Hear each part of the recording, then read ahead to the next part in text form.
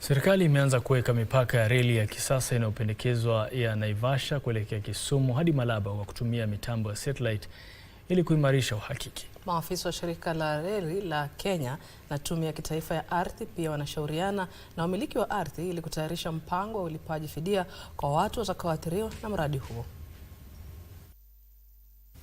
Mradi wa ujenzi wa reli ya kisasa ya Naivasha Kisumu Malaba ni sehemu ya mpango wa Kenya wa kupanua reli ya kisasa inayounganisha bandari ya Mombasa na mataifa jirani yasiyopatikana na bahari yakiwemo Uganda, Rwanda, Burundi na Jamhuri ya Kidemokrasia ya Kongo.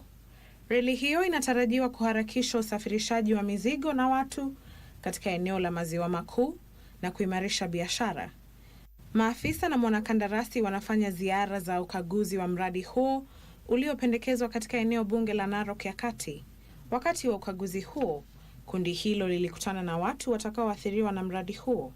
Serikali imezindua rasmi mpango wa ununuzi wa ardhi itakayotumika kwa ujenzi wa reli ya kisasa ya Naivasha Kisumu Malaba. Haya yanajiri baada ya maafisa wa serikali na mwanakandarasi wa mradi huo kuzindua shughuli za kutambua mali, ikiwa ni pamoja na kutambua mipaka ya eneo la reli hiyo, kuthibitisha vipande vya ardhi zitakavyoathiriwa na kupima ukubwa wa ardhi hizo. Kenya Railways imesema mitambo ya satellite ya kisasa inatumiwa ili kuhakikisha uhakiki wa vipimo. Ndutamo Kami, Darubini Wikendi.